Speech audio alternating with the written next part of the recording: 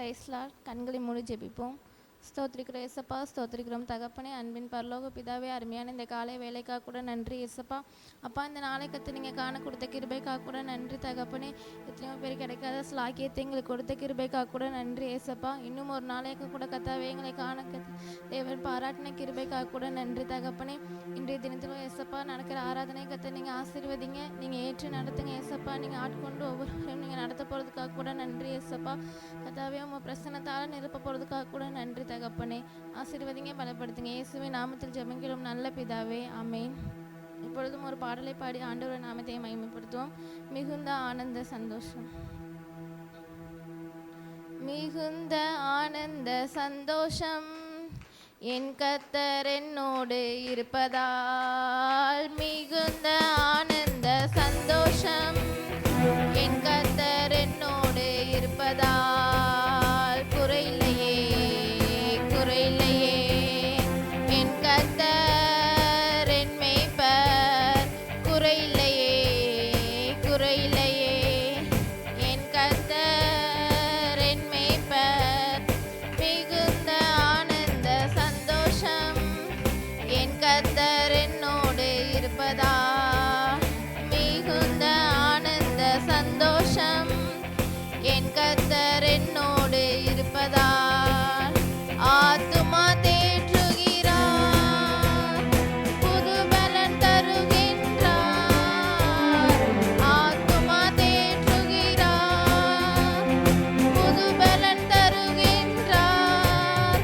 அவர் நாமத்தின் நிமித்தம் நீதியின் பாதையில் நித்தமும் நடத்துகின்றார். அவர் நாமத்தின் நிமித்தம் நீதியின் பாதையில் நித்தமும் நடத்துகிறார். குறையில்லையே குறையில்லையே என் கர்த்தர் என் மேய்ப்பர். குறையில்லையே குறையில்லையே என் கர்த்தர் என் மேய்ப்பர். மிகுந்த ஆனந்த சந்தோஷம் என் கர்த்தர் என்னோடு இருப்பதால். மிகுந்த ஆனந்த சந்தோஷம் என் கர்த்தர் என்னோடு இருப்பதால். எதிரிகள் கண் முன்னே விருந்து படைக்கின்றார். எதிரிகள் கண் முன்னே விருந்து படைக்கின்றார். புது எண்ணெய் அபிஷேகம் என் தலைமேல் நிரம்பியது என் பாத்திரம். புது எண்ணெய் அபிஷேகம் என் தலைமேல் நிரம்பியது என் பாத்திரம்.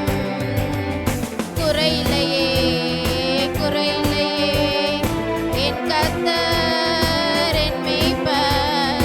குறையில்லையே குறையில்லையே என் கர்த்தர் என் மேய்ப்பர். மிகுந்த ஆனந்த சந்தோஷம் என் கர்த்தர் என்னோடு இருப்பதால். மிகுந்த ஆனந்த சந்தோஷம் என் கர்த்தர் என்னோடு இருப்பதால். ஜீவனுள்ள நாட்களெல்லாம் கிருபை என்னை தொடரும். ஜீவனுள்ள நாட்களெல்லாம் கிருபை என்னை தொடரும். நன்மையும் தயவும் நாளெல்லாம் தொடரும்.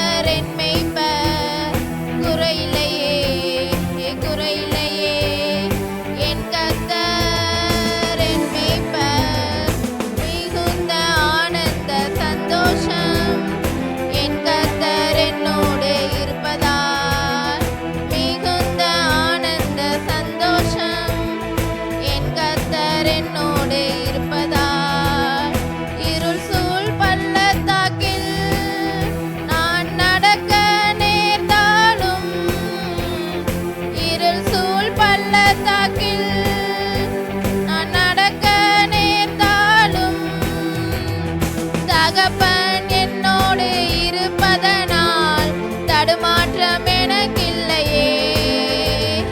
தகப்பன் என்னோடு இருப்பதனால் தடுமாற்றம் எனக்கில்லையே. குறையில்லையே குறையில்லையே என் கர்த்தர் என் மேய்ப்பர்.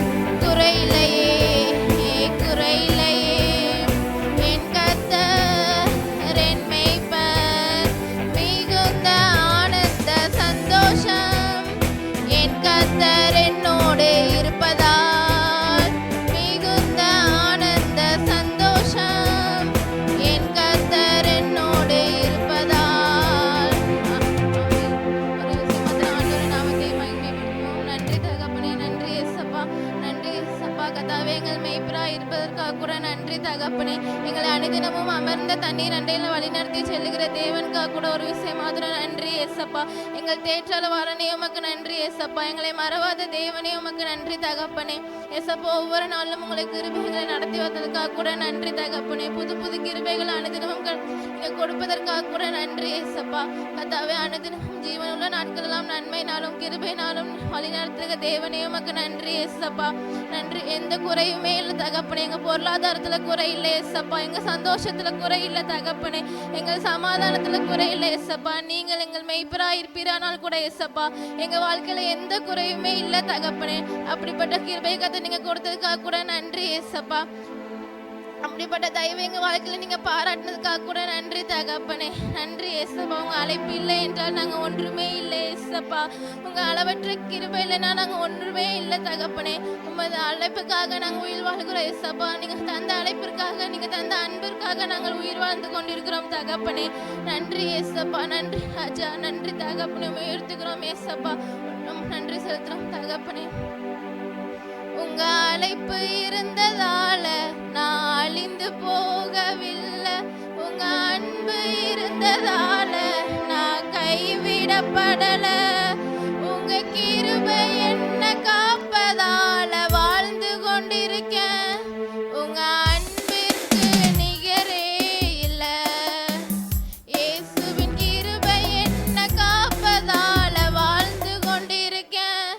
உங்க அன்பிற்கு நிகரே இல்ல. மனிதர் அடைத்த கதவுகள் ஒன்றோ இரண்டோ எனக்காக திறந்தது ஆயிரம் அன்றோ. என்ன வந்தாலும் எது வந்தாலும் தொடர செய்பவர், என்னை என்றும் சார்ந்திருக்கும் தகுதியுள்ளவர். அழைத்தவர் நீரோ உண்மையுள்ளவர். என்னை உயர்த்தி வைக்கும் மேன்மையான திட்டம் கொண்டவர். என்ன வந்தாலும் எது வந்தாலும் தொடர செய்தவர். நான் என்றென்றும் சார்ந்திருக்கும் தகுதியுள்ளவர். உம்மை நம்பிடுவேன், உம்மை பின்தொடர்வேன். இறுதி வரையில் சேவிப்பேன். உம்மை நம்பிடுவேன், உம்மை பின்தொடர்வேன். இறுதி வரை உம்மை சேவிப்பேன். உங்க அழைப்பு இருந்ததால நான் அழிந்து போகவில்லை. உங்க அன்பு இருந்ததால நான் கைவிடப்படல. உங்க கிருபை என்ன காப்பதால வாழ்ந்து கொண்டிருக்கேன். உங்க அன்பிற்கு இதரே இல்ல. இயேசுவின் கிருபை என்ன காப்பதால வாழ்ந்து கொண்டிருக்கேன். உங்க அன்பிற்கு நிகரே இல்ல. எத்தனை பேர் என்னை அழிக்க நினைத்தும் உம் அழியாத அழைப்பு என்னை காத்து கொண்டதே. துரோகங்கள் வீண் பலிகள் என் மேல் விழுந்தும் உம் கரைபடாத கரங்கள் என்னை தாங்கிக் கொண்டதே. எத்தனை பேர் என்னை அழிக்க நினைத்தும் உம் அழியாத அழைப்பு என்னை காத்து கொண்டதே. துரோகங்கள் வீண் பலிகள் என் மேல் விழுந்தும் உம் கரைபடாத கரங்கள் என்னை தாங்கிக் கொண்டதே. எஜமானனே, என் எஜமானனே,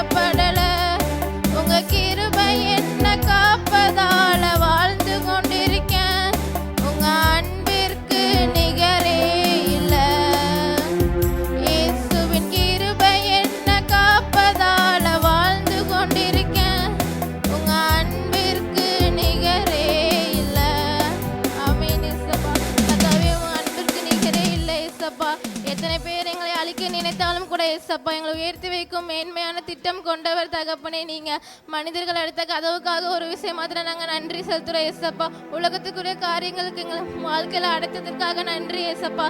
என் தேவன் எங்களுக்காக திறந்த வாசலை வைப்பீர்கள் என்று நாங்கள் விசுவாசிக்கிறோம் ஏசப்பா. இதோ உனக்கு முன்பாக திறந்த வாசலை வைத்திருக்கிறேன், ஒருவனும் பூட்ட மாட்டான் என்று சொன்ன தேவன் நீங்க தகப்பனே.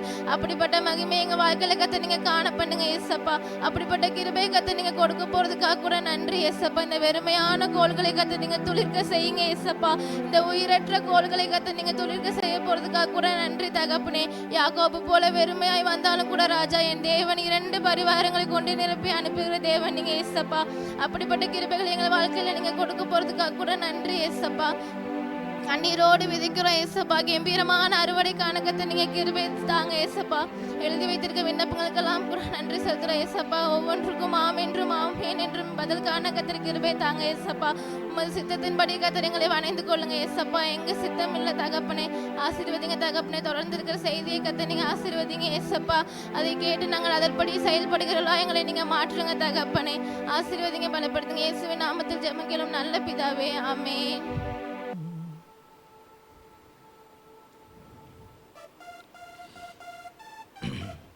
செங்கடலை நீர் பிளந்து உந்தன் ஜனங்களை நடத்தி சென்றீ. செங்கடலை நீர் பிளந்து உந்தன் ஜனங்களை நடத்தி சென்றீ.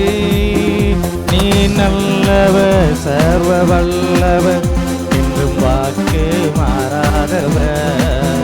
நீ நல்லவர், சர்வ வல்லவர், என்றும் வாக்கு மாறாதவர். உமக்கொப்பானவர் யார்? உமக்கொப்பானவர் யார்? உமக்கொப்பானவர் யார்? உமக்கொப்பானவர் யார்? வானத்திலும் பூமியிலும் உமக்கொப்பானவர் யார்? இந்த வானத்திலும் பூமியிலும் உமக்கொப்பானவர் யார்? கர்த்தாவின் தேவர்களில் உமக்கொப்பானவர் யார்? வானத்தில் பூமியில் உமக்கொப்பானவர் யார்? கர்த்தாவின் தேவர்களில் உமக்கொப்பானவர் யார்? வானத்தில் பூமியிலும் உமக்கொப்பானவர் யார்? யாவரும் உட்காருவோம்.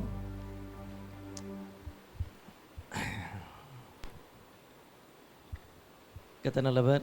உபவாச ஜெபத்தினுடைய 20வது நாளில் நிற்கிறோம். வெற்றிகரமாக இந்த வருஷத்தினுடைய முதல் உபவாச ஜெபத்தை என்ன செய்ய போகிறோம்? முடிக்க போகிறோம். ஆமென். அல்லேலூயா.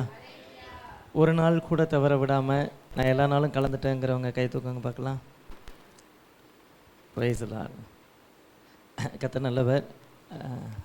வருகிற வருஷத்தில் எல்லாரும் இதே போல் கை தூக்க கர்த்தர் நமக்கு உதவி செய்யட்டும். ஆமென். அல்லேலூயா. நம்ம கலந்துக்கிறோம் அப்படிங்கிறதே பெரிய ஆசீர்வாதம். ஆராதனையில் கர்த்தருடைய ப்ரெசன்ஸ் எவ்வளவு முக்கியமோ அதுபோல் நம்முடைய அட்டண்டன்ஸ் ரொம்ப முக்கியம். நம்முடைய ப்ரெசன்ஸும் ரொம்ப முக்கியம். நாமும் அதில் கலந்துக்கிறது ரொம்ப ரொம்ப முக்கியம். ஆமென். அல்லேலூயா. சில ஆவிகளை அடையாளம் கண்டுகொள்ளும் பொழுது அது நமக்கு என்ன செய்யணும்? பிரயோஜனமாக இருக்கும். நம்ம கூட ஃபைட் பண்ணுறது யாருன்னு தெரியாமல் இருக்கிற வரைக்கும் தான் குழப்பம். இவன் தான் அப்படிங்கிறது தெரிஞ்சிருச்சு அப்படின்னா நம்ம அதை என்ன செய்ய முடியும்? டீல் பண்ண முடியும். நம்ம என்ன செய்ய முடியும்? ஓவர் கம் பண்ண முடியும். அப்போ இந்த உபவாச ஜெபத்தில் ஆவிகளை அடையாளம் கண்டுகொள்கிறதுக்கு கர்த்தர் நமக்கு என்ன செய்யணும்? கிருபை தரட்டும். அன்பை நாடுங்கள், விசேஷமாக ஞான வரங்களை நாடுங்கள் அப்படின்னு அப்போஸ்தலனாகிய பவுல் சொல்லிட்டு வர்றப்போ ஆவிகளை பகுத்தறிகிறதான வரத்தை குறித்து என்ன செய்கிறாரு? பேசுகிறார். அது ஒரு ஸ்பிரிச்சுவல் கிஃப்ட். அது ஒரு வரம். ஒரு நபர் நம்ம கூட போராடுவார், ஒரு நபர் நம்மோடு வாக்குவாதம் பண்ணுவார், ஒரு நபர் நம்மோடு கூட தர்க்கம் பண்ணுவார். அந்த நபரில் அந்த நபருக்குள் இருந்து செயல்படுகிற ஆவி என்னதென்று அறிந்து கடிந்து நாம் அதை கட்டி ஜெபிக்கும் பொழுது தேவன் என்ன செய்வார்னா அந்த காரியத்திலிருந்து விடுதலை கொடுப்பார். ஆமென், அல்லேலூயா. கடைசியாக இன்னைக்கு ஒரு ஆவியை பார்த்துருவோம். 3 யோவான் 1ஆம் அதிகாரம் 9ஆம் வசனம். 3 யோவான் 9ஆம் வசனம். நான் சபைக்கு எழுதினேன், ஆனாலும் அவர்களில் முதன்மையாயிருக்க விரும்புகிற தியோத்திரேப்பு எங்களை ஏற்றுக்கொள்ளவில்லை. Spirit of Diotrephes. இந்த தியோத்திரேப்புவை குறித்து நம்ம அதிகமாக என்ன செஞ்சுருக்க மாட்டோம், கேள்விப்பட்டிருக்க மாட்டோம். பெரிய அளவுக்கு பேசப்படுகிற நபர் அல்ல, அந்த அளவிற்கு இவர் ஒர்த்தான நபர் அல்ல. இவரை குறித்து பைபிள் கமெண்ட்ரியில் எடுத்து போட்டு பார்த்தப்போ மென்ஷன் பண்ணியிருக்கக்கூடியதான வார்த்தை, அதில் இருக்கக்கூடிய வார்த்தை அப்படியே சொல்கிறேன், இவன் ஒரு வீணா போனவன் அப்படின்னு என்ன செய்யணும் இருக்குது. எதில்? பைபிள் கமெண்ட்ரியில். தியோத்திரேப்பு. ஆனால் இவன் எப்படியோ சபைக்குள்ளே என்ன செஞ்சிட்டான், மேலே வந்துட்டான். சபைக்குள்ளே இருக்கக்கூடியதான அந்த உயர்ந்த பொறுப்புக்கு என்ன செஞ்சிட்டான், வந்துட்டான். அவன் ஒரு சாதாரண ஒரு விசுவாசி, சாதாரண ஒரு நபர் அல்ல, தலைமை பொறுப்பில் என்ன செஞ்சார்னா இருந்தார். ஒரு பொசிஷனில் சர்ச்சில் என்ன செய்கிறார்னா, சர்ச் லீடராக என்ன செய்கிறாரு இருக்கிறார். ஆதி திருச்சபையில் அவர் எப்படியோ அந்த ஒரு முதன்மையான நிலைமைக்கு என்ன செஞ்சிட்டார், வந்துட்டார். வந்ததுக்கு பிறகு அவருடைய செயல்பாடுகள் அப்படிங்கிறது முற்றிலும் என்ன செஞ்சுன்னா வேற ஆயிடுச்சு. ஒரு திருச்சபையில் ஒரு தலைமைத்துவம் ஏற்படுத்தப்படுது அப்படின்னா அந்த தலைமைத்துவத்தினுடைய நோக்கம் என்ன? ஒரு ஆண்கள் ஐக்கியமாக இருக்கலாம், ஒரு பெண்கள் ஐக்கியமாக இருக்கலாம், ஒரு வாலிபர் ஐக்கியமாக இருக்கலாம், அல்லது திருச்சபையினுடைய மூப்பர், கண்காணிப்பார், யாராக இருக்கட்டுமே, ஏதோ ஒரு பதவி, ஏதோ ஒரு பொறுப்பு, பதவி அல்ல பொறுப்பு. அந்த பொறுப்பு ஏற்படுத்தப்பட்டதனுடைய நோக்கம் என்னன்னா, அந்த பொறுப்பின் கீழிருந்து அவர்கள் திருச்சபையை வளர்த்துவது.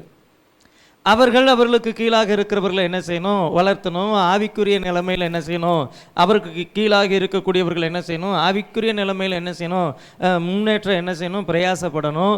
மற்றவர்களை ஜெபத்திலே ஒருங்கிணைக்க, ஆவிக்குரிய காரியங்களில் ஒருங்கிணைக்க, இந்த மாதிரி ஏதாவது என்ன செய்யணும். ஆனால் இந்த தியோத்திரேப்பு அப்படியெல்லாம் என்ன செய்யலைன்னா எதையும் என்ன செய்யலை. இந்த தியோத்திரேப்பு எப்படிப்பட்டவராக இருந்தார் அப்படின்னு சொல்லி பார்க்குறோம். முதல் காரியம், நான் தான் பெரியவன், ஐ மஸ்ட் பி ஃபர்ஸ்ட். நான் தான் பெரியவங்கிறதுல என்ன செஞ்சான்னா, அப்போஸ்தலனாகிய யோவான் அங்கே சொல்லும்போது சொல்கிறாரு, நான் சபைக்கு எழுதினேன், ஆனாலும் அவர்களில் முதன்மையாக இருக்க விரும்புகிற தியோத்திரேப்பு எங்களை ஏற்றுக்கொள்ளவில்லை. சபைக்கு கடிதம் எழுதுறது யாரு? அப்போஸ்தலனாகிய யோவான். ஏற்றுக்கொள்ளாதது யாரு? தியோத்திரேப்பு. தியோத்திரேப்பு அப்போஸ்தலனாகிய யோவானுடைய கடிதத்தை என்ன செய்யல, சபைக்கு அனுப்பப்பட்ட அந்த கடிதத்தை என்ன செய்யல, ஏற்றுக்கொள்ளல. அப்போஸ்தலனாகிய யோவானை என்ன செய்யல, சபைக்குள்ள என்ன செய்யல, ஏற்றுக்கொள்ளல. அவர் வேண்டாம். அவரை பற்றி என்ன செய்யக்கூடாது, பேசக்கூடாது. காரணம் என்ன? அப்போஸ்தலனாகிய யோவான் அப்படிங்கிற நபர் சபைக்குள்ள வந்தா யோவான் தான் டாப்பா இருப்பாரு. முதன்மையாய் இருக்க விரும்புகிற, ஸோ தன்னுடைய ஸ்தானத்திற்கு நிகராக அல்லது தன்னுடைய ஸ்தானத்திற்கு மேலாக யார் ஒருவரும் வந்துடக்கூடாதுங்கிறதுல தியோத்திரேப்பு என்ன செய்கிறாருன்னா மிக மிக மிக மிக தெளிவாக என்ன செய்கிறாரு இருக்கிறார். ஒரு சர்ச்சுக்குள்ளே ஒரு லீடர்ஷிப் அப்படின்னு சொல்லிட்டு வர்றப்போ அவங்களுக்கு இருக்க வேண்டியதான முதன்மையான குவாலிட்டி என்ன அப்படின்னா, ஒரு டீம் ஸ்பிரிட் என்ன செய்யணும், இருக்கணும். ஒரு குழுவாக இணைந்து செயல்படுகிறதான ஒரு ஆவி. அவங்களுக்கு கீழே இருக்கக்கூடிய மற்றவர்களை அரவணைச்சு, வாங்க நம்ம செய்வோம், வாங்க நம்ம பிரேயருக்கு போவோம், வாங்க நம்ம இந்த காரியத்தை செய்வோம், வாங்க நம்ம ஒன்றா கூடி என்ன செய்வோம், இப்படி அந்த குழுவாக ஒருங்கிணைத்து போகிறதான அந்த ஒரு ஆவி என்ன செய்யணும் வேணும். ஆனால் இவரை பொறுத்த வரைக்கும் அந்த சர்வீஸ் மைண்ட் இல்லை, அந்த டீம் ஒர்க் அப்படிங்கிறது என்ன செய்யலை, இல்லை. அவருக்கு இருந்த ஒரே ஒரு காரியம், முதன்மையாய் இருக்க விரும்பினார். அப்போஸ்தலனாகிய யோவானை அவர் என்ன செய்யலைன்னா ஏற்றுக்கொள்ளவில்லை அப்படின்னு என்ன செய்கிறோம் பார்க்கிறோம். யோவான் ஸ்நானகன் வந்து இயேசு கிறிஸ்துவை குறித்து பேசும்பொழுது சொல்றாரு, அவர் பெருகவும் நான் சிறுகவும் என்ன செய்யணும். பாருங்க, ஊழியத்தில் எந்த நிலைமைக்கு போனாலும், எப்படிப்பட்டதான இடத்துல போனாலும், நமக்குள் இருக்க வேண்டியதான மனப்பான்மை என்ன அப்படின்னு சொல்லி சொன்னால், அவர் பெருகவும் நான் சிறுகவும் என்ன செய்யணும்.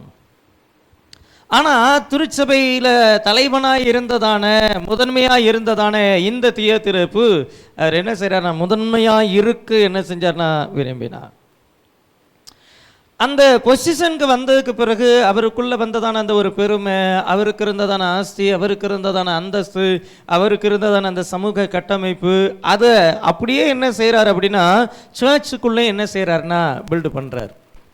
சபைக்குள்ளேயும் தன்னுடைய அதிகாரத்தை, சபைக்குள்ளேயும் தன்னுடைய செல்வாக்கை, சபைக்குள்ளே தன்னுடைய இன்ஃப்ளூயன்ஸை, சபைக்குள்ளே தன்னுடைய பணபலத்தை, இப்படி ஒவ்வொரு இடங்கள்லையும் காமிச்சு தன்னை என்ன செய்கிறார்னா முன்னிலைப்படுத்த விரும்புகிறார். தாவி சபைக்குள்ளே மாத்திரம் இல்லை, வேலை செய்யக்கூடிய இடத்துலையும் இருக்கும். ஒரு சில ஆட்கள் மேலே வந்துட்டாங்க அப்படின்னா அந்த இடத்துல இருந்து அவங்கள இது பண்ணவும் முடியாது. அவங்களுக்கு காம்படிட்டராக இருக்கக்கூடிய நபர் எவ்வளவு திறமை வாய்ந்த நபராக இருந்தாலும் சரி காலி பண்ணிட்டே இருப்பாங்க. அவங்களுக்கு யார் போட்டின்னு நினைக்கிறாங்களோ அவங்கள காலி பண்ணுவாங்க. அவங்கள விட நீங்கள் ஒரு வேளை மேலே வந்துடுவீங்களோ அல்லது அவங்களுடைய ஸ்தானத்துக்கு வந்துடுவீங்களோ அப்படின்னு நினச்சா உங்களை என்ன செய்ய மாட்டாங்க, அங்கே இருக்க விட மாட்டாங்க. உங்களை நகர்த்துறதுக்கு என்ன வேலை உண்டு, எல்லா வேலைகளும் என்ன செய்வாங்க. இந்த ஆவி நான் தான் ஃபஸ்ட்டுன்னு என்ன செய்யணும்னு நினைக்கும். நான் மட்டும்தான் அந்த உயர்வு, அந்த ஸ்தானம் அப்படிங்கிறது நான் மட்டும்தான் அப்படின்னு என்ன செய்யும், போராடும். மற்ற யாரும் என்ன செய்யாது, விடாது. ஸோ இந்த ஆவி தன்னை மாத்திரமே முன்னிலைப்படுத்த என்ன செய்யணும் விரும்பும். அப்படிப்பட்டதான ஒரு ஆவி ஒரு நபருக்குள்ளே செயல்படுது அப்படின்னு சொல்லி நம்ம பார்த்தா அது தியோத்திரேப்புவினுடைய ஆவி அப்படின்னு என்ன செய்யலாம், அடையாளம் கண்டு கொள்ளலாம். அது என்ன செய்யாதுன்னா ஒத்து போகாது. அது என்ன செய்யாதுன்னா டீமோட ஒரு குழுவாக செயல்படலாம் என்ன செய்யாது, இதாகுது. எல்லா கிரெடிட்ஸும் தனக்கே என்ன செய்யும் வேணும் அப்படின்னு என்ன செய்யணும் நினைக்கும். ரெண்டாவது காரியம், ஆவிக்குரிய அதிகாரத்தை நிராகரித்தான். He rejected spiritual authority. 3 யோவான் 1:9-10 பார்க்கும் பொழுது, நான் சபைக்கு எழுதினேன், ஆனாலும் அவர்களில் முதன்மையாய் இருக்க விரும்புகிற தியோத்திரேப்பு எங்களை ஏற்றுக்கொள்ளவில்லை. ஆனபடியால் நான் வந்து அவன் எங்களுக்கு விரோதமாய் பொல்லாத வார்த்தைகளை அழைப்பி செய்து வருகிற கிரியைகளை என்ன செய்வேன், நினைத்து கொள்வேன். இவர் என்ன செய்கிறாரா, அவன் எங்களுக்கு விரோதமாய் பொல்லாத வார்த்தைகளை அழைப்பி செய்து வருகிற கிரியைகளை என்ன செய்வேன், நினைத்து கொள்வேன். அவன் இப்படி செய்து வருகிறதும் போதாமல் தான் சகோதரரை ஏற்றுக்கொள்ளாமல் இருக்கிறதும் அன்றி ஏற்றுக்கொள்ள மனதாய் இருக்கிறவர்களையும் தடை செய்து சபைக்கு புறம்பே என்ன செய்கிறான், தள்ளுகிறான். இந்த தியோத்திரேப்பு அவனுக்கு மேலான அதிகாரம், ஸ்பிரிச்சுவல் அத்தாரிட்டி அப்படின்னு சொல்லி சொன்னா யாருன்னா அப்போஸ்தலர்கள், ஊழியர்கள், அந்த திருச்சபையில ஊழியக்காரராய் இருக்கக்கூடியவர். ஆனா இவர் என்ன செய்யலன்னா தனக்கு மேலாக இருக்கக்கூடிய ஆவிக்குரிய அதிகாரங்களை என்ன செய்யறாருன்னா தள்ளுறார். பாருங்க, நாம் ஆராதிக்கிறதான தேவன் ஒழுங்கும் கிரமமாக சகலத்தையும் என்ன செய்யறாருன்னா இருக்கணும்னு நினைக்கிறார். ஆண்டவர் சில ஆர்டர்களை என்ன செய்வார், வச்சிருப்பார். ஸோ அந்த ஆர்டர்ஸை எப்போவுமே நம்ம என்ன செய்யணும், ஃபாலோ பண்ணி தான் ஆகணும். அது குடும்பத்தில் கணவன், அதுக்கப்புறம் மனைவி. ஏன் மனைவி மேலே இருக்கக்கூடாது? ஆதாமுக்கு துணையாக என்ன செய்கிறார்னா கர்த்தர் ஏவாளை என்ன செய்கிறார், கொடுக்கிறார். ஆதாமினுடைய விழாவிலிருந்து தேவன் என்ன செய்கிறார், எடுத்து ஏவாளை என்ன செய்கிறார், உண்டு பண்ணுறார். அப்போ ஆண்டவர் வந்து இங்கே சொல்கிறது கீழே அப்படின்னு சொல்லி சொல்ல, அது ஒரு ஆர்டர், அது ஒரு ஒழுங்கு. அப்போ அந்த ஆர்டர், அதுக்கு கீழே என்ன செய்யணும், பிள்ளைகள். சபைக்கு கிறிஸ்து என்ன செய்கிறாரு, தலையா என்ன செய்கிறார், இருக்கிறார். கிறிஸ்துவுக்கு கீழே ஊழியக்காரங்க, அதுக்கு கீழே என்னது, குடும்பம். ஸோ இதெல்லாம் என்ன செய்யணும், ஆர்டர். இந்த ஆர்டரை நியமித்தது யாருன்னா தேவன் தான். இப்போ இந்த ஆர்டர் என்ன செய்யக்கூடாதுன்னா நம்ம இஷ்டத்துக்கு என்ன செய்யக்கூடாது, சேஞ்ச் பண்ணக்கூடாது. இவர் இங்கே இருக்கட்டுமே, இவரை தூக்கி இங்கே வைப்போம், அப்படி அதுக்கான அதிகாரம் நமக்கு என்ன செய்யலை. இந்த தியோத்திரேப்பு என்ன செய்கிறார்னா அப்போஸ்தலர்களை என்ன செய்யலைன்னா ஏற்றுக்கொள்ளலை. மாறாக அவர்களை பார்க்கிலும் மேலான ஆவிக்குரிய அதிகாரமாக தன்னை என்ன செஞ்சார்னா முன்னிலைப்படுத்த விரும்பினார். அல்லது தன்னை காட்டிலும் பெரிய அப்படின்னு வரப்போ என்ன செய்யலைன்னா ஏற்றுக்கொள்ளலை. அதை நிராகரிக்கிறதுக்கு அவர் என்ன செய்கிறாருன்னு பார்க்குறப்போ, அவன் எங்களுக்கு விரோதமாய் பொல்லாத வார்த்தைகளை அலப்பி அப்படின்னா என்னது? இதுதான்ட்டுலாம் இல்லை. அந்த பாயிண்ட்டு இந்த பாருங்கள் இது ஒரு பாயிண்ட்டு, இது பாருங்கள் இது ஒரு பாயிண்ட், அப்படிலாம் கிடையாது. அவன் வாயில் வர்றது என்ன செய்வான், பேசுவான். அவனுடைய நோக்கம் யாரும் அப்போஸ்தலர்கள் என்ன செய்யக்கூடாது, ஏற்றுக்கொள்ளக்கூடாது. அங்கே 2 காரியத்தை சொல்கிறாரு. ஒன்று, அவர் சகோதரரை ஏற்றுக்கொள்ளாமல் இருக்கிறதும் அன்றி, ஏற்றுக்கொள்ள மனமாக இருக்கிறவர்களையும் என்ன செய்கிறாரு, தடை செய்கிறார். இவர் ஏற்றுக்கலை. இன்னொரு நபர் என்ன செய்கிறாருன்னா, பரவாயில்ல நீங்கள் வாங்க அப்படின்னு சொல்லி சொல்கிறாருன்னா, அவர்கிட்ட போய் இல்லை நீங்கள் அவரை என்ன செய்யாதீங்க, யோவானை என்ன செய்யாதீங்க, கூப்பிடாதீங்க. இப்படி செய்து சபைக்கு புறம்பே என்ன செய்கிறான்னா தள்ளுகிறான் அப்படின்னு என்ன செய்கிறோம் பார்க்கிறான். ஸோ ஒரு பொறுப்பில் ஒரு பொசிஷனில் இருக்கக்கூடியவங்களுக்கு இருக்க வேண்டியதான ஒரு குணாதிசயம் என்னென்னா, ஆவிக்குரிய அதிகாரத்தை ஏற்றுக்கொள்வது, ஆவிக்குரிய அதிகாரத்தை நிராகரிக்காமல் இருப்பது. ஸ்பிரிச்சுவல் அத்தாரிட்டி, ஊழியக்காரங்க என்ன சொல்கிறாங்களோ அதை கேட்டு செயல்படுறது தான் அந்த சபைக்குள்ள பொசிஷனில் அந்த பொறுப்பில் இருக்கிறவங்களுடைய வேலை. ஆனால் இந்த தியோத்திரேப்புவனுடைய ஆவி ஒருவருக்குள்ளே வந்துச்சு அப்படின்னா அவங்க என்ன செய்ய மாட்டாங்க, ஆவிக்குரிய அதிகாரத்தை ஏற்றுக்கொள்ள மாட்டாங்க.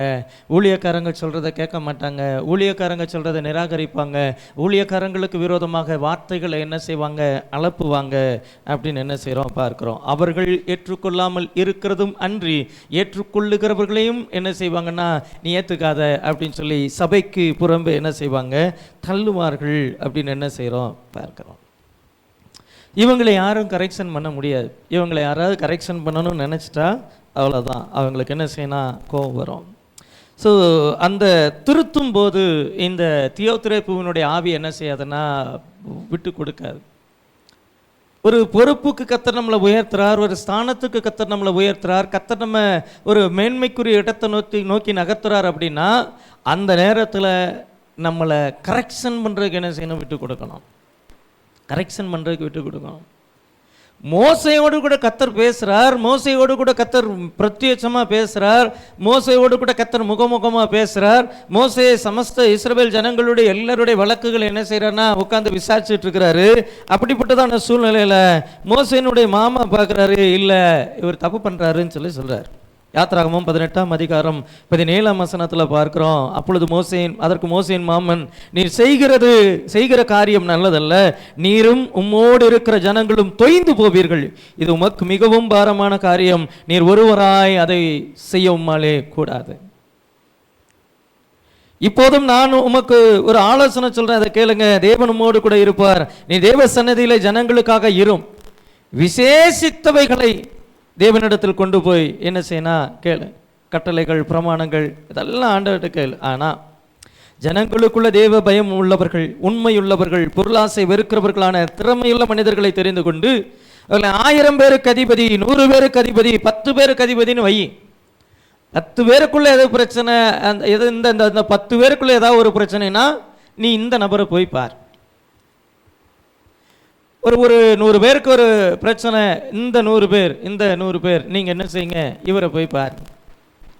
இந்த 1000 பேருக்குள்ள ஒரு பிரச்சனையா, இவரை போய் பாருங்க. இல்லைங்க இவங்க யாருனாலுமே தீர்க்க முடியல, அப்படிப்பட்ட பிரச்சனையை நீ கூப்பிட்டுக்காரு.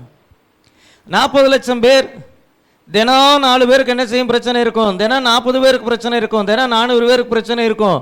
காலையிலிருந்து சாயந்தரம் வரைக்கும் உட்காந்து என்ன செய்யாத, இப்படி பண்ணாத, ஆட்களை என்ன ஏற்படுத்து அப்படின்னு சொல்லி சொல்கிறப்போ மோசே என்ன செய்கிறார்னா தன் மாமன் சொல் கேட்டு சொன்னபடி எல்லாம் என்ன செய்தாராம். மோசே அவர் தான் ஆவிக்குரிய அதிகாரம், அவர் தான் ஸ்பிரிச்சுவல் அத்தாரிட்டி. ஆனால் அந்த மோசையை பார்த்து மாமன் சொல்கிறார், நீ செய்கிறது சரியில்லைப்பா, இப்படி பண்ணு அப்படின்னு சொல்லி சொல்கிறப்போ அந்த ஆலோசனைகளை, அந்த கரெக்ஷனை அவர் என்ன செய்கிறாருன்னு ஏற்றுக்கொண்டார். ஆனால் இந்த தியோத்திரேப்பு என்ன செய்யல, கரெக்ஷனை ஏற்றுக்கொள்ளலை. நமக்கு மேல் இருக்கிறவர்கள் என்ன கரெக்ஷன் சொன்னாலும் ஏற்றுக்கொள்ளுகிறதான அந்த மனப்பக்குவத்தை தேவன் என்ன செய்யணும், தரணும். ஒரு நல்ல ஆவியினுடைய வெளிப்பாடு அதுதான். மோசே தேவ ஆவியை பெற்ற மனுஷன். மோசைக்குள்ளே கர்த்தருடைய ஆவியானவர் என்ன செய்கிறாரு? இருக்கிறார். அப்போ அவர் என்ன செய்யலைன்னா எதிர்த்து நிற்கலை.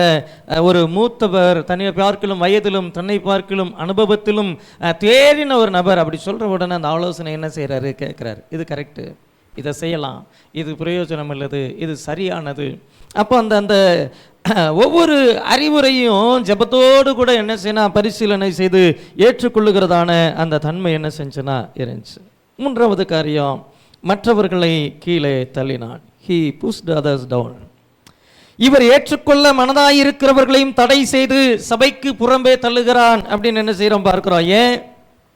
ஏற்றுக்கொள்ள மனதாய் இருக்கிறவனை அப்படியே விட்டுட்டா அவன் அடுத்து என்ன செய்வான்? வளர்ந்துருவான். அவன் அடுத்து இந்த பொசிஷனுக்கு என்ன செய்வான்? வருவான். அப்போ ஒருபோதும் தனக்கு நிகராக மற்றவர்கள் வளர்ந்து விடக்கூடாது அப்படின்னு சொல்லிட்டு என்ன செய்கிறார்னா சபையை விட்டு என்ன செய்கிறார்? தள்ளுறார். இல்லை யோவானை ஏற்றுக்கலாம் அப்படின்னு ஒருத்தர் சொல்லிட்டா நீ என்ன செஞ்சிரு. ஸோ அவர் எப்படிப்பட்டவராக இருந்தார்னா தன்னுடைய நிலையை, தன்னுடைய பொசிஷனை பாதுகாத்துக்கணும் அப்படிங்கிற காரியத்தில் என்ன செஞ்சார்னா இருந்தார். இந்த மாதிரி காரியங்களில் பர்னபாவினுடைய ஆவியினுடைய செயல்பாட்டை பார்க்குறோம். அப்போஸ்தலர் நடபடிகள் 11:25 பார்க்கிறோம். பின்பு பர்னபா சவுலை தேடும்படி தர்ஷீசுக்கு புறப்பட்டு போய் அவனை கண்டு அந்தியோகியாவுக்கு அழைத்து கொண்டு வந்தான். அப்போஸ்தலனாகிய பவுலுக்கு கர்த்தர் தரிசனமாகிறார். அப்போஸ்தலனாகிய பவுலோடு கூட கர்த்தர் பேசுகிறார். அப்போஸ்தலனாகிய பவுல் இயேசுவை ஏற்றுக்கொண்டார். இந்த காலகட்டத்தில் யார் என்ன செய்யலைன்னா பவுலை என்ன செய்யலைன்னா சேர்த்துக்கொள்ள பயப்படுறாங்க. இப்போ பர்னபா போய் என்ன செய்கிறாருன்னா நீ வா என் கூட என்ன செய்யணும் இருந்து ஊழியத்தை செய்யுன்னு சொல்லிட்டு பவுல் என்ன செய்கிறான்னா பர்னபா என்ன செய்கிறான்னா பவுலை கூட கூப்பிட்டு வந்து என்ன செய்கிறான்னா வச்சு செய்கிறார். பர்னபாங்கிற ஒரு நபர் அன்னைக்கு இல்லை அப்படின்னா பவுல் இல்லை.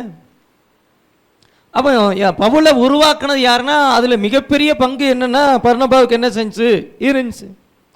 ஒரு கட்டத்தில் அப்போஸ்தலர் நடபடிகள் 13:2 பார்க்கிறோம். அவர்கள் கர்த்தருக்கு ஆராதனை செய்து உபவாசித்து கொண்டிருக்கிற போது பர்னபாவையும் சவுலையும் நான் அழைத்த ஊழியத்திற்காக பிரித்து விடுங்கள் என்று ஆவியானவர் என்ன செய்கிறார்?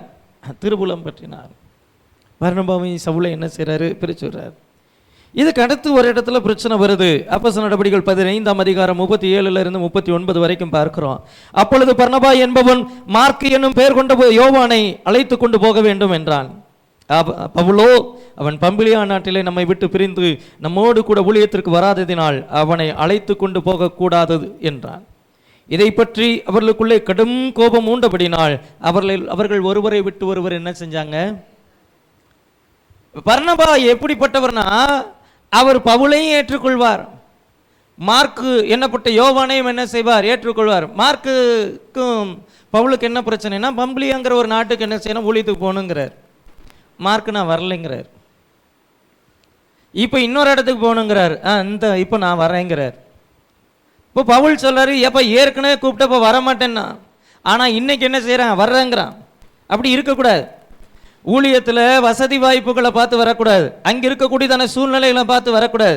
எப்பவுமே என்ன செய்யணும்? வரணும். போன தடவை கூப்பிட்டப்போ வரல, இல்லை இந்த தடவை வரக்கூடாதுன்னு சொல்கிறார். ஆனால் பர்னபா என்ன செய்கிறார்னா இல்லை. பாருங்க, பர்னபா ஒருபோதும் விட்டு கொடுக்காம திரும்ப என்ன செய்கிறான்னா மார்க்குவை கூப்பிட்டு என்ன செய்கிறாரு? போகிறார். பர்னபா ஒருவேளை பவுல் வந்தால் என் ஸ்தானம் என்ன ஆகும், ஒருவேளை யோவானை ஏற்றுக்கொண்டா என்னுடைய ஸ்தானம் என்ன ஆகும் அப்படிலாம் இது பண்ணல. மற்றவர்களை வளர்த்து விட நம்முடைய ஸ்தானத்துக்கு என்ன செய்யாது? ஒரு ஆபத்தும் வராது. சில சபைகளில் பார்த்திங்கன்னா விசுவாசிகளுக்கு மைக்கே கொடுக்க மாட்டாங்க, பாட்டு நடத்துறதுக்கு விட மாட்டாங்க, ஒரு ஜெபம் நடத்துறதுக்கு விட மாட்டாங்க. காரணம் என்ன? அவன் மைக்கு கொடுத்துட்டா நம்மளை என்ன செய்ய மாட்டான்? மதிக்க மாட்டான். அதுக்கப்புறம் நம்மளை என்ன செய்ய மாட்டாங்க? அப்படி அல்ல. இது தேவனுடைய ஊழியம். இது குழுவாக சேர்ந்து செய்ய வேண்டியதான ஊழியம். ஸோ மற்றவர்களை என்ன செய்யணும்? உருவாக்கணும். மற்றவர்களை என்ன செய்யணும்? ஊக்குவிக்கணும். மற்றவர்களை என்ன செய்யணும்? என்கரேஜ் பண்ணணும். அதே சமயம் உருவானதற்கு பிறகு மேலாக இருக்கக்கூடியதான அந்த ஆவிக்குரிய அதிகாரத்திற்கு என்ன செய்யணும்? கீழ்ப்படிஞ்சு என்ன செய்யணும்? நடக்கணும். அந்த ஸ்பிரிச்சுவல் அத்தாரிட்டி. இந்த தியோத்திரப்பு அப்படிப்பட்டவராக என்ன செய்யலைன்னா இல்லை. தியோத்திரப்பு என்ன செய்யல? அப்படிப்பட்டவர் இல்லை. ஸோ இவர் மற்றவர்களை என்ன செஞ்சார்? தள்ளினார். எப்பவும் மற்றவங்களை என்ன செய்யக்கூடாது? தள்ளக்கூடாது. பாட்டு ஆராதனை நடத்துகிற குறித்து தடுமாறுறாங்க, உனக்கு போய் வாய்ப்பு கொடுத்தாங்க பாரு, அப்படி பேசக்கூடாது. என்னத்தை போய் பாட்டு நடத்துகிறேன் அப்படி பேசக்கூடாது. தடவை மைக்கு பிடிக்கிறப்போ நீங்களும் அப்படி தான் தடுமாறி இருப்பீங்க. முறை மைக்கு பிடிக்கிறப்போ நமக்குள்ளேயும் அந்த தடுமாற்றம் என்ன செய்யும் இருக்கும். நான் 2003ஆம் ஆண்டு ஊழியத்திற்கு ஒப்பு கொடுத்து போனப்போ மதுரை பகுதியில் ஒரு கிராமத்தில் போய் என்ன செஞ்சேன்னா, ஊழியம் செய்கிறதுக்கு போகிறப்போ பாஸ்டர் சொன்னார், சாயந்தரம் நீங்கள் ஒரு பாட்டு பாடிடுங்க அப்படின்னாரு. பாடிடுவோம் என்ன சொல்லி தான் அனுப்புனாங்க. போகிற சபையில் என்ன சொன்னாலும் என்ன செய்யணும், அதை செய்யணும். ஒரு வசனம் சொல்லிடுங்கன்னாரு. நம்ம என்ன சண்டே கிளாஸை நடத்துறதுக்கு வந்திருக்கோம், வசனம் சொல்லுங்க. சரி சந்தோஷமாக சொல்லிடுவோம். அவர் வசனம் சொல்லலை, அவர் பிரசங்கம் பண்ண சொல்லியிருக்கிறார். ஒரு வசனம் சொல்லுங்கள். நான் போய் ஒரு பாட்டு பாடிட்டு ஒரு வசனம் சொல்லிவிட்டு ஜெபம் பண்ணுவோம் அப்படின்னு சொல்லிட்டு ஜெபம் பண்ணிட்டு என்ன செஞ்சிட்டேன், இறங்கிட்டேன். அவர் இன்னும் முறைச்சிட்டே இருந்தார். வசனம் சொல்லிட்டோமே, இருப்பிடத்தோடு சொல்லிட்டோமே. அச்சனார் பிரசங்கம் பண்ண சொன்னேன் அப்படின்னார். பிரசங்கம் பண்ணுறதா? இப்போ தான் ஊழியத்துக்கு ஒப்பு கொடுத்து வந்திருக்கிறோம். வந்ததுக்கு பிறகு இப்படிலாம் வீக்கெண்ட் மினிஸ்ட்ரி அனுப்புவாங்கன்னே தெரியாது. ஆனாலும் வந்துட்டோம். அப்புறம் என்ன செஞ்சார்னா சொன்னார். அப்புறம் சரி அந்த வசனத்திலிருந்து ஏதோ பேசுவோம்னு சொல்லிட்டு தெரிஞ்சதெல்லாம் என்ன செஞ்சோம், பேசணும். ஒன்றும் தெரியாது. ஃப்ரெஷ்ஷாக பைபிள் காலேஜ் போனப்போ என்ன தெரியும். ஆனால் பாருங்கள், அன்றைக்கி ஒரு 2 மணி நேரம் ஆராதனையை அரை மணி நேரத்தில் முடித்து எல்லோரும் சீக்கிரம் வீட்டுக்கு போங்க அப்படின்னு அனுப்பிவிட்டோம். அப்படி தான் இருக்கும். ஆனால் அதை பார்த்துட்டு நீ லாயக்கு இல்லை அப்படின்னு சொல்லி என்ன செய்யக்கூடாது, தள்ளக்கூடாது. அடுத்த வாரம் வீட்டில் கூப்பிட்டு போய் உட்கார வச்சு 1.5 மணி நேரம் பிரசங்கம் நான் விட்டதுக்காக அவர் 1.5 மணி நேரம் எனக்கு பிரசங்கம் பண்ணி, இப்படி பண்ணக்கூடாது தம்பி, இப்படியெல்லாம் பண்ணணும் தம்பி அப்படின்னாரு.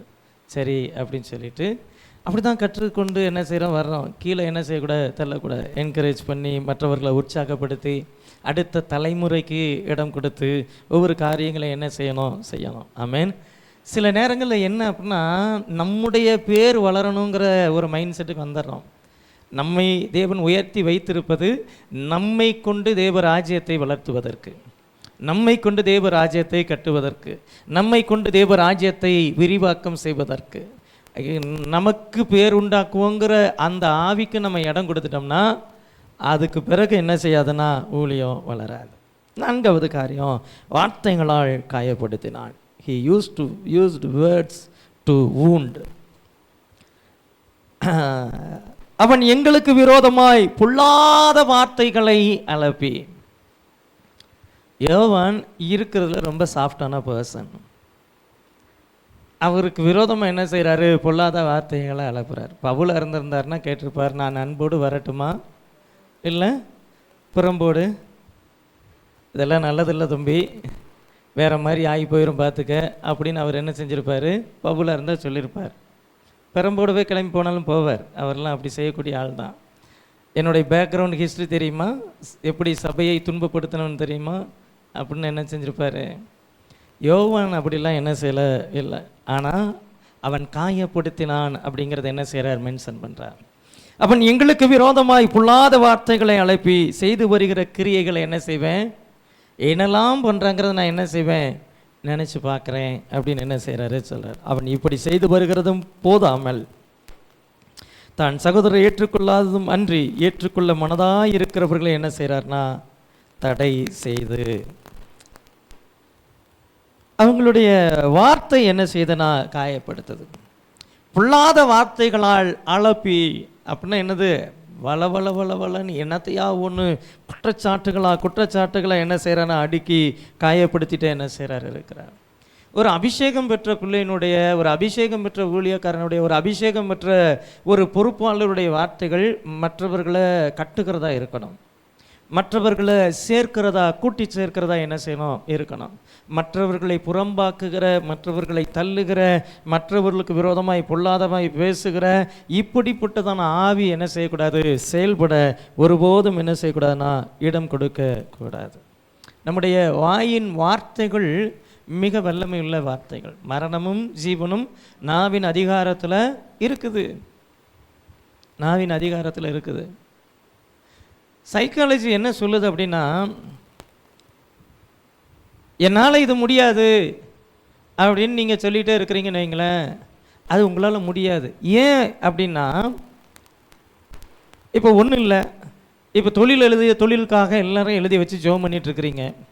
உங்களுக்குள்ள ஒரு தடுமாற்றம் இருக்கும். நம்மளால் ஒரு தொழிலை ஆரம்பிக்க முடியுமா, நம்மளால் பணத்தை புரட்டிட முடியுமா, அல்லது நம்ம பணம் புரட்டி போட்டோம்னாலும் போட்ட பணத்தை எடுத்துட முடியுமா அப்படின்னு சொல்லிட்டு இருக்கிறப்போ, இல்லை பேசாமல் நம்ம வேலைக்கே போய்க்குவோம், வேலைக்கு போகிறது தான் பெட்ரு, வேலைக்கு போனோம்னா பிரச்சனை இல்லை, வர சம்பளத்தை வச்சு என்ன செய்யலாம். இதில் எந்த நெகட்டிவான வார்த்தைகளாக இருந்தாலும் சரி, நீங்கள் பேசக்கூடியதான வார்த்தைகள் ஜீவனுள்ள வார்த்தைகள். இது ஒரு வேளை நீங்கள் தனிப்பட்ட முறையில் பேசுகிறதா இருக்கலாம், உங்கள் குடும்பத்தில் உட்காந்து பேசுகிறதா இருக்கலாம், உங்கள் நண்பர்களோடு கூட டிஸ்கஸ் பண்ணுறதா இருக்கலாம். இல்லைப்பா நம்மளாலெல்லாம் தொழில் செய்ய முடியாதுப்பா, அதெல்லாம் சொந்தமாக முதல் போட்டு ஆட்களை வச்சு வேலை செஞ்சு இதெல்லாம் நம்மளால் முடியாது. நீங்கள் பேசுகிற வார்த்தை சப்கான்ஷியஸ் மைண்டில், உங்கள் மைண்டில் என்ன செய்யும், ஸ்டோர் ஆகும். அது ஒரு கட்டத்தில் உங்களால் முடியாமையே என்ன செய்யும், உங்களை அந்த நிலைமையிலிருந்து என்ன செய்யாது, வளர விடாது. யாரோ பேசக்கூடிய வார்த்தைகள் அல்ல, உங்களுக்குள் இருந்து எழும்பக்கூடியதான வார்த்தைகள். அப்போ உங்களுக்குள்ளிருந்து எழும்பக்கூடியதான வார்த்தைகள் எப்படி இருக்கணும், என்னால் முடியும், இந்த வருஷத்தில் நான் ஒரு 10 பேருக்காவது என்ன செய்வேன், வேலை கொடுக்கக்கூடிய அளவுக்கு என்ன செய்வேன், நான் என்னுடைய ஒரு கம்பெனி என்ன செய்ய போகிறேன், ஆரம்பிக்க போகிறேன், என்னால் செய்ய முடியும், என்னை பலப்படுத்துகிற கிறிஸ்துவினாலே எல்லாவற்றையும் செய்ய எனக்கு பலன் உண்டு. அப்போ நம்ம வாயின் வார்த்தைகள் அறிக்கைறப்போ மைண்ட் என்ன செய்யணும், ஓ இவனால் முடியும் போல இருக்குங்கிற மைண்ட் செட்டுக்கு வரும். நம்ம மைண்டு அவன் 10 பேருக்கு வேலை கொடுக்கக்கூடிய அளவுக்குன்னா நான் என்ன செய்யணும்னு சொல்லிட்டு இந்த மைண்ட் என்ன செய்யும், செயல்பட ஆரம்பிக்கும். நம்ம முடியாதுன்னு பேசிக்கிட்டே இருக்கிற வரைக்கும் முடியாதுன்னு சொல்லிட்டு உங்ககிட்ட நெகட்டிவான வார்த்தைகளை, நெகட்டிவான தாட்ஸை விதைக்கக்கூடிய நபர்கள் கூட இருந்தீங்கன்னா உங்களால் முடியாது. வீண் வார்த்தைகளால் அளப்புகிற நபர்களோடு கூட இருந்தீங்கன்னா உங்களால் முடியாது. உங்களால் முடியும்னு சொல்லி உற்சாகப்படுத்துகிற, உங்களை ஊக்கப்படுத்துகிற நபர்களோடு கூட என்ன செய்யுங்க, இருங்க. ஸோ நம்ம பேசக்கூடியதான வார்த்தைகள் நம்மளை என்ன செய்யும், உருவாக்கும். என்னென்ன காரியத்தை பேசுகிறோமோ அந்த காரியங்கள் நம்மளை என்ன செய்யும், உருவாக்கும்.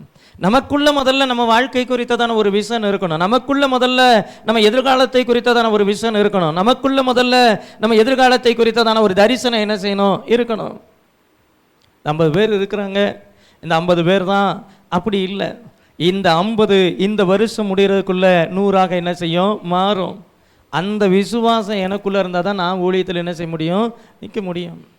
ஒவ்வொரு சூழ்நிலைகள்லையும் நம்ம திரும்ப திரும்ப விழுந்து போகிறதற்கு, முடங்கி கிடக்கிறதுக்கான காரணம் என்னன்னா, அளப்புகிறதான வார்த்தைகள். நம்ம பேசக்கூடிய வீணான வார்த்தை, நம்மளால முடியாதுப்பா, இதெல்லாம் ஆகாது, இதெல்லாம் முடியாது, நெகட்டிவான வார்த்தைகள் இன்னைக்கு நம்ம வாழ்க்கையிலிருந்து அகற்றப்படட்டும். முடியும்னு சொல்லுங்க. குடும்பமாக உட்காந்து பேசுகிறப்ப என்ன செய்யுங்க, பேசுங்க, சும்மாவே பேசுங்க. அடுத்த வருஷத்துக்குள்ளே ஒரு 1000 பேருக்கு வேலை கொடுக்கணும். ஏன்பா இப்படிலாம் பேசுகிற, எனக்கே வேலை இல்லை, அதனால தான் பேசிகிட்டு இருக்கிறேன். சும்மா பேசுங்க. ஆனால் நீங்கள் பேசக்கூடியதான வார்த்தைகள் உங்களை என்ன செய்ய, நிச்சயமாக உருவாக்கும். அந்த வார்த்தைக்கு ஜீவன் இருக்குது. நீங்கள் பேசக்கூடியதான காரியங்களை கர்த்தர் என்ன செய்வார், கவனித்து கேட்பார். உங்களுக்குள்ள முதல்ல ஒரு தரிசனம் வரட்டும், உங்களுக்குள்ள முதல்ல என்ன செய்யட்டும், ஒரு உங்களை குறித்ததான ஒரு பாசிட்டிவான எண்ணம் என்ன செய்யட்டும், வரட்டும். 5வது காரியம், பணிவு தான் உண்மையான தலைமை. Humility is true leadership. மத்தேயு எழுதின சுவிசேஷம் 20ஆம் அதிகாரம் 26, 27, 28 பார்க்கிறோம். உங்களுக்குள்ளே அப்படி இருக்கலாகாது. உங்களில் எவனாகிலும் பெரியவனாய் இருக்க விரும்பினால் அவன் உங்களுக்கு பணிவிடைக்காரனாய் இருக்க கடவன். உங்களில் எவனாகிலும் முதன்மையானவனாக இருக்க விரும்பினால் அவன் உங்களுக்கு ஊழியக்காரனாய் இருக்க கடவன். அப்பொழுது அப்படியே மனுஷகுமார் ஊழியம் கொள்ளும்படி வராமல் ஊழியம் செய்யவும் அநேகரை மீட்கும் பொருளாக தம்முடைய ஜீவனை கொடுக்கவும் வந்தார். மனுஷகுமாரன் ஊழியம் கொள்ளும்படி வராமல் ஊழியம் செய்யும்படி வந்தார். ஏசு சொல்றாரு, உங்களில் முதன்மையாக இருக்க விரும்புகிற எவனும், அப்படிப்பட்ட விருப்பம் இருந்துச்சுன்னா முதல்ல என்ன செய்யட்டும், உங்களுக்கு ஊழியக்காரனாக இருக்கட்டுங்கிறார்.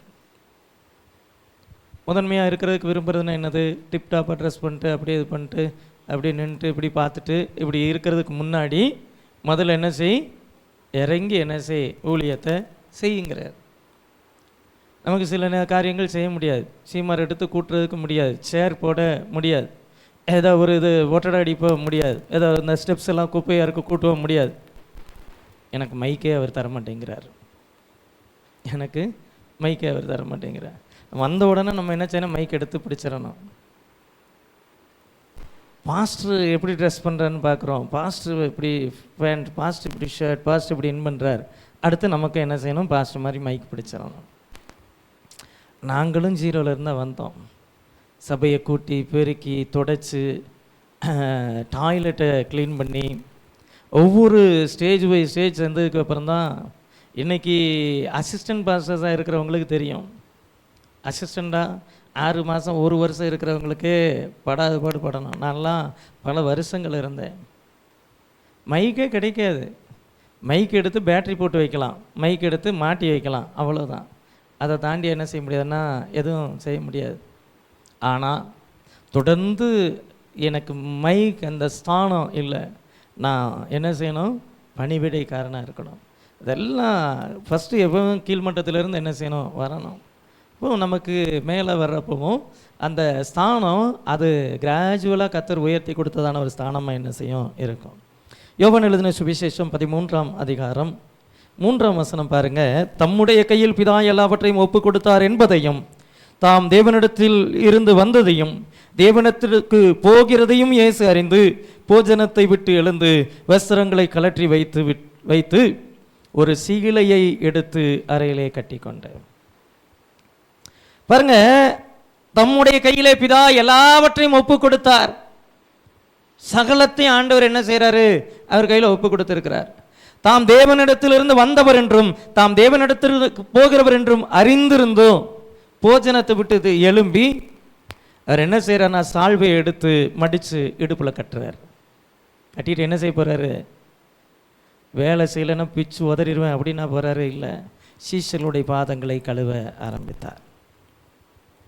5ஆம் வசனம் பார்க்கிறோம். பின்பு பாத்திரத்தில் தண்ணீர் வார்த்து சீசருடைய கால்களை கழுவவும் தாம் கட்டி கொண்டிருந்த சீலையினால் துடைக்கவும் தொடங்கினார். இயேசு என்ன செஞ்சார், தம்முடைய கையிலே பிதாவானவர் எல்லாவற்றையும் ஒப்பு கொடுத்தார் என்பதை அறிந்தும் இடுப்பில் எடுத்து அந்த சால்வையை சீலையை கட்டிட்டு சீசனுடைய பாதத்தை என்ன செய்கிறாரு, கழுவி துடைக்க ஆரம்பிச்சிட்டாராம். எல்லாவற்றையும் ஒப்பு கொடுத்தப்போ கூட அவர் இது இந்த இருக்கட்டும் அப்படின்னு என்ன செஞ்சார். நம்மளால் முடியுதா, நம்ம ஒரு பொசிஷன் ஒரு லெவலுக்கு வந்துட்டோம், கீழே இறங்க முடியல. இயேசு எந்த அளவுக்கு இறங்கினான்னா டவுன் த எர்த், தரை மட்டும் என்ன செய்கிறாரு, சீசர்களுடைய பாதங்களை. ஏன் அப்படின்னா இயேசுவுக்குள்ள பெருமை இல்லை, இயேசுவுக்குள்ள மேட்டிமை இல்லை, இயேசுவுக்குள்ள நான் தான் அப்படிங்கிறது இல்லை. இயேசு என்ன செய்கிறாருன்னா சீஷர்களுடைய பாதங்களை என்ன செஞ்சார், கழுவினார். பெருமை என்ன செய்யக்கூடாது, வரவே கூடாது. இயேசு சொன்னது இதை சொன்னது மட்டும் இல்லாமல் அவர் என்ன செய்கிறார்னா 13ஆம் அதிகாரம் 14ஆம் 15ஆம் வசனத்தில் பார்க்குறோம். ஆண்டவரும் போதகருமாகிய நானே உங்கள் கால்களை கழுவினது உண்டானால் நீங்களும் ஒருவருடைய கால்களை ஒருவர் என்ன செய்யுங்க, கழுவ கடவீர்கள். நான் உங்களுக்கு செய்தது போல நீங்களும் செய்யும்படி என்ன செய்யுங்க, உங்களுக்கு மாதிரியை காண்பித்தேன். அவர் ராஜாதி ராஜா தான், கத்தாதி கத்தர் தான். வானோர் பூதலத்தோர் யாவருடைய முழங்கால்களும் அவருக்கு முன்பாக முடங்கும். அதுக்கு முன்னாடி அவர் எப்படிப்பட்டதான தாழ்மை அப்படின்னு என்ன செய்ய பார்க்கிறான். அவர் தம்மை தாழ்த்தினார், மரண பரியந்தம் தம்மை என்ன செஞ்சார், தாழ்த்தினார். தம்முடைய கையிலே பிதாவானவர் சகலத்தையும் ஒப்பு கொடுத்தார் என்று அறிந்த போதும் என்ன செஞ்சார், தாழ்த்தினார். தாழ்மை ரொம்ப ரொம்ப அவசியம். இயேசு எந்த அளவுக்கு தாழ்மையாக இருந்தார் பாருங்க. சில நேரங்களில் இதெல்லாம் நம்ம ஃபாலோ பண்ணால் நல்லா தான் இருக்கும், ஃபாலோ பண்ணால் நல்லா தான் இருக்கும். ஒருத்தர் காலை ஒருத்தர் கழுவுறப்போ என்ன செய்யும், நம்மெல்லாம் ஒன்றும் இல்லை, இந்த அளவுக்கு தான் என்ன செய்கிறோம்.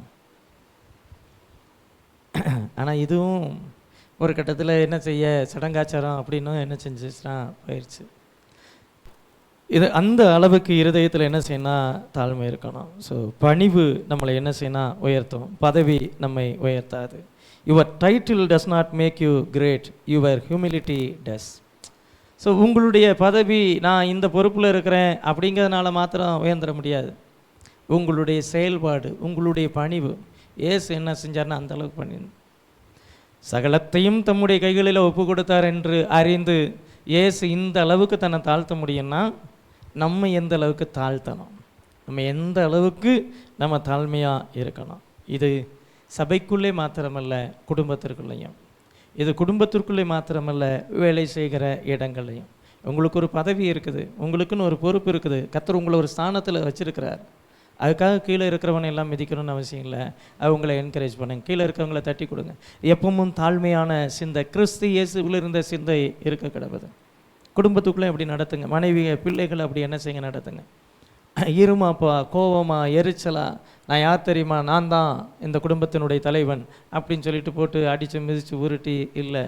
கர்த்தர் அந்த ஸ்தானத்தை கொடுத்துருக்கிறார். இருந்தாலும் என்ன செய்யுங்க, உங்கள் தாழ்மையை காத்து கொள்ளுங்கள், தேவன் ஆசீர்வதிப்பார். கண்களை மூடி ஜெபிப்போம். கர்த்தர் நம்மை ஆசீர்வதிப்பார். இதை ஏன் பார்க்குறோம் அப்படின்னா, ஒரு உயர்வுக்கு கர்த்தர் நம்மளை கொண்டு வரார். அதை தாண்டி இன்னமும் நம்ம உயரணும் அப்படின்னா நமக்கு தேவை தாழ்மை. மரணபரியந்தம் இயேசு தம்மை தாழ்த்தினார். இந்த தியோதிரேப்பு முதன்மையாக இருக்கிற விரும்புகிற ஒரு ஆவி. அதை எதிர்பார்த்துட்டே இருப்பான். அவன் தான் ஃபஸ்ட்டாக இருக்கணும், அவனை தாண்டி யாரும் வந்துடக்கூடாது. அடுத்து இவன் வந்துடுவானோ, அடுத்து அவன் வந்துடுவானோ, இப்படி பார்த்து பார்த்து பார்த்து பார்த்து ஒவ்வொரு நபர்களையும் காலி பண்ணுகிறதான ஆவி. ஆண்டவரே, இந்த ஆவி எங்களை விட்டு அகற்றப்படட்டும்.